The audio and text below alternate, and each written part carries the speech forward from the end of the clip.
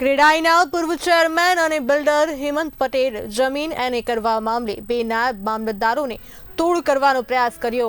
Builder પાસે 15 લાખ રૂપિયા માંગ્યા હતા। બિલ્ડરની ઓફિસમાં રૂપિયા ભરેલી બેગ લેવા જતા બે નાયબ મામલતદાર હર્ષિલ પટેલ, મહાવીર સિનોલને કલેક્ટરે સસ્પેન્ડ કર્યા છે। બિલ્ડર અને નાયબ મામલતદાર વચ્ચે મધ્યસ્થી કરનાર નાયબ મામલતદાર મહાવીરસિંહ ગોહિલને પણ સસ્પેન્ડ કર્યા છે। સિંધ રોડની જમીન એને કરવા માટે બિલ્ડર પાસેથી તોડનો પ્રયાસ કર્યાનો આક્ષેપ છે। વડોદરા કલેક્ટર અનિલ ધામલિયાએ સમગ્ર મામલે તપાસ પણ સોંપી છે।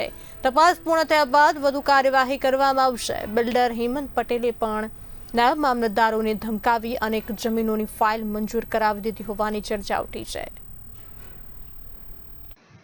એક કોઈ બિલ્ડરે નાયબ મામલતદારને બોલાવીને ત્યાં સૂચના આપીને ત્યાં ચર્ચા થઈ કે બહાસ થઈ આ માહિતી આપણી આગળ આવી।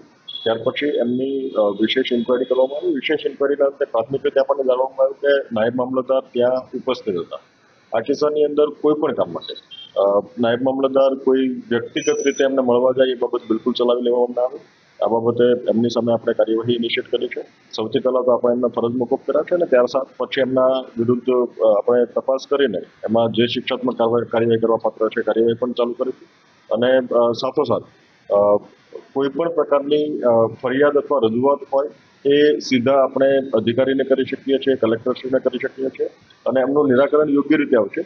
પણ કોઈ વ્યક્તિ આવી રીતે ખાનગી પ્રિમાઇસમાં જઈને ત્યાં જઈને જો કોઈ મળતા હોય અથવા કોઈ પ્રકારની મુલાકાત થતી હોય, સરકારી કામે મુલાકાત થતી હોય તો એ બિલકુલ વ્યાજબી નથી। સિંધ રોડની બિનખેતી માટેની ફાઇલ હતી। સિંધ રોડ ગામનું રેકર્ડ જે મહીસાગરમાં પૂર આવ્યું ત્યારે 1979માં એ પૂરમાં નષ્ટ થયું છે। આમના કારણે આ ગામની અંદર બિનખેતીના પ્રશ્નો ઉપસ્થિત થાય છે। મારી આગળ જ્યારે આ રજૂઆત આવી ત્યારે વિગતવાર એમની સરકારમાં દરખાસ્ત પણ કરી છે અને એમનું યોગ્ય નિરાકરણ આવે એનો પ્રયત્ન કર્યો છે।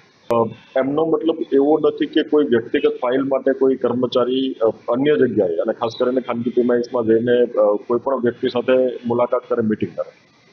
બાકી આ ગામનો જે પ્રશ્ન છે બિલકુલ જેન્યુઅન છે અને એમના નિરાકરણ માટે અમે પ્રયત્નો કરી રહ્યા છીએ કે ગામનો બિનખેતી અથવા તો અન્ય પ્રકારના વિકાસકી પરવાનગી માટેની એમની જે અગવડો છે એમનું સુચારુ રીતે નિકાલ